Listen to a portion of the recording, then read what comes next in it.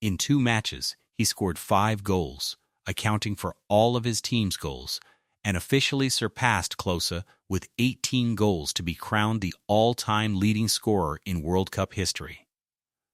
On the last day of his 38th year, Messi once again delivered a godlike performance. If not for the missed penalty at the start, a display of his margin for error, Messi would have even scored a hat-trick in consecutive matches. When Messi scored the goal that sealed the victory in the dying seconds, at that moment, whether or not you are an Argentina fan, you would likely be won over by him. So how does Messi manage to get better with age? Having won every honor over a career spanning more than 20 years, what does this Argentina team still mean to him? Let us first go back to the match against Austria. Riding the momentum of his hat-trick against Algeria in the opening game, Messi only needed one more goal to surpass Klose's record of 16 goals and officially be crowned the all-time World Cup top scorer. Facing European powerhouse Austria, the start of the match was not actually that smooth for Messi and Argentina. Rangnick's team had already turned heads with their performance at the European Championship 2 years ago. Their style of play is direct, emphasizing pressing and high intensity. In the opening stages, Messi had not immediately found his rhythm in the match.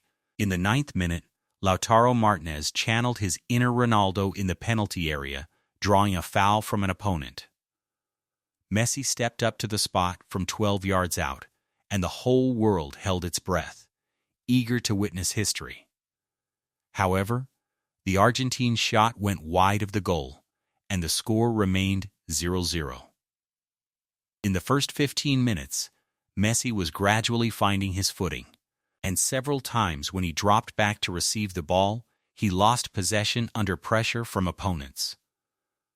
For most players, experiencing such a disastrous opening might have caused a significant mental blow. But for Messi, who has weathered countless storms, this was perhaps only him showing the world his margin for error. As the match progressed, Messi began his performance once again. In the 39th minute, a historic moment was born.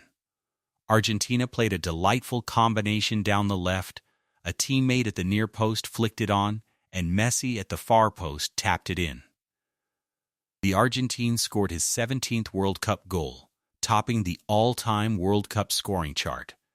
At the same time, he became the 3rd player after Fontaine and Jairzinho to score in 6 consecutive World Cup matches.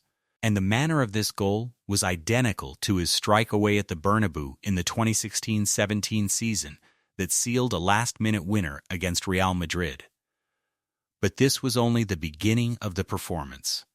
Austria, now trailing, pushed forward in numbers, giving Argentina space to counter.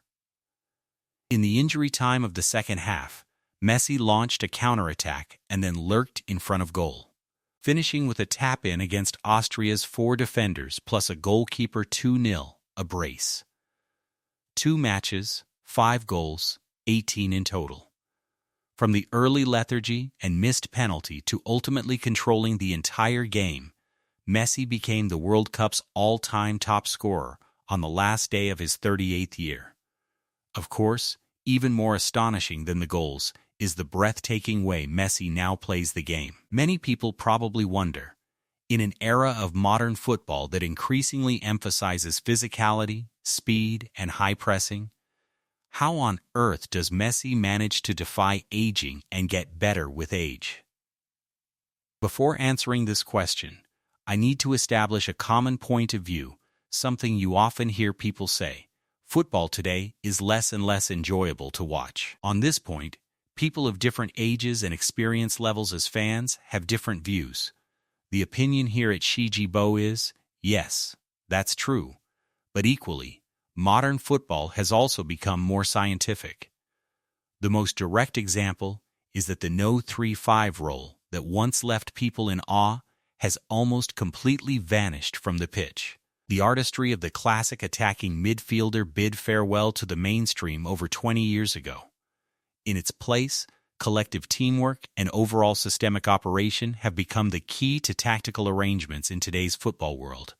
And in essence, looking at his style of play, Messi today is actually the ultimate fusion of classical football and modern football. In today's game, just reaching the top level in one of these two aspects is enough to be called a superstar. Being able to combine both is something only Messi can do.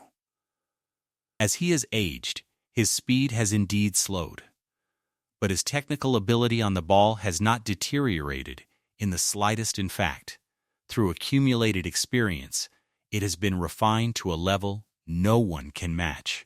Because no matter how football tactics evolve, the essence of the sport remains controlling a ball with your feet, and Messi possesses the most delicate touch in football history. Many players who rely on speed and explosive power often experience a cliff-edge decline once they pass 30, as their bodies deteriorate and the weapon they depended on grows rusty. But Messi is different. His core weapon was never pure speed, but rather the rate at which man and ball move as one, the precision of his feints and changes of direction, and his imagination when dealing with the ball in tight spaces. Receiving, passing, dribbling, take any single element of Messi's game, and it stands at the top of history. At this point, many people might feel that Messi's current technical characteristics are very similar to those of a classic attacking midfielder. But what is even more terrifying is that on the foundation of that classicism, Messi's shot speed, decision-making on the ball, and actual pace all far surpass the traditional classic attacking midfielder. In him, we see a more modern classical master. Behind him, with De Paul, McAllister, and Enzo, Argentina's midfield configuration forms a perfectly complementary unit. Guardiola once said of Messi, he strolls on the pitch, yet he is also the loneliest and most alert lion on the field. Every moment he is observing the weaknesses in the opponent's defensive line, and once he finds one, he delivers a lethal blow. If you watch the match against Austria carefully, you will notice that from around the 75th minute, Messi deliberately reduced how often he touched the ball, almost entirely conserving his energy so that he could appear in the most crucial position at the most crucial moment. This is perhaps Messi's footballing philosophy today, since physical energy is limited. Every ounce of it must be spent where it counts most. For most of the match, Messi appears to drift outside the defensive structure, moving languidly around the pitch, but in reality, he is gathering information. The instant an opportunity appears, Messi can strike from stillness and execute the most decisive action. This style of play is one that only Messi in today's football world can pull off. Reading the game, the all-round nature of his technical qualities, and the decision-making in how he handles the ball lacking any single one of these elements would see you eliminated by truly top-level teams, leaving you only capable of being the core of a second-tier side. Having discussed the technical details, mentality is also key. The Messi of old carried the expectations of an entire Argentina on his shoulders. The crushing pressure made him struggle in major tournaments. We have seen the blank, distant look in his eyes after missing the World Cup trophy in 2014. We have seen him disheartened and retiring in despair after the Copa America defeat in 2016. We have seen him doubled over in painful dry heaving on the pitch countless times. Back then, he wanted to win too badly, wanted too desperately to help the Pampas Eagles claim a title, and it became a shackle. Yet the Copa America triumph in 2021 broke that mental barrier, and the dream fulfilled in Qatar in 2022 allowed him to shed every last burden. The Messi of today is the only player in football history who has, in the truest sense, won every collective and individual honor there is. He no longer needs to prove anything to anyone. This state of mind has allowed him to display an unprecedented composure on the pitch. In today's Messi's eyes, The missed penalty at the start against Austria was perhaps nothing more than a perfectly ordinary little hiccup. As he said in the post-match interview, right after the 10, "I was a little angry, but football is like that, you never know what will happen next." Messi calmly accepted it and found his way back in an even more creative fashion. Rather than saying Messi is competing, it would be more accurate to say he is enjoying the sport of football itself. This state of mind allows him to handle the ball with greater ease.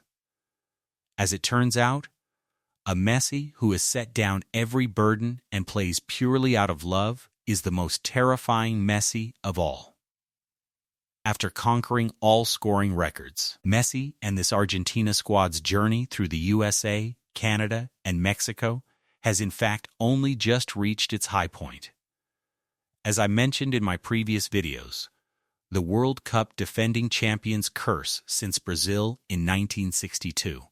Across a long 64 years, not a single team has managed to successfully defend the World Cup title. And judging by the aura this Argentina team has displayed so far, this squad has the capital to make history. And for Messi personally, every appearance he makes is already breaking a record held by himself: 18 World Cup goals, first in history. Most World Cup appearances, first in history. Most World Cup assists, first in history. Behind these cold numbers lies one player's 20-year unbroken peak performance. There was a time when Pelé was the mountain standing before all players. 3 World Cup titles made his name synonymous with football itself. But objectively speaking, the football rules and defensive systems of Pelé's era were worlds apart from modern football. And compared to the other football king of Argentina, Maradona, whose personality was the polar opposite of Messi's Messi, has carved out his own path. In Mexico in 1986, El Diego single-handedly lifted Argentina to the heavens. His untamed spirit was the spiritual anchor of the Argentine nation during that particular historical period. Many people once said that Messi lacked that sense of supreme dominance Maradona had. But in Qatar in 2022, in the bloody battles against the Netherlands and France, we saw a Messi who could roar for his country and give absolutely everything for victory just the same. For Argentina, Messi is, after Maradona, yet another leader who can hold together a nation worn down by economic crisis. And in an era saturated with template players trending toward robotic uniformity, Messi's existence preserves the romance of football. How fortunate we are to have witnessed Messi journey from raw youth to maturity, from his peak to fulfillment, and at the age of nearly 39, still deliver the most breathtaking individual performances. The road ahead through the USA, Canada, and Mexico will surely bring more challenges for the Pampas Eagles. But whatever the outcome, Messi no longer needs to prove a thing.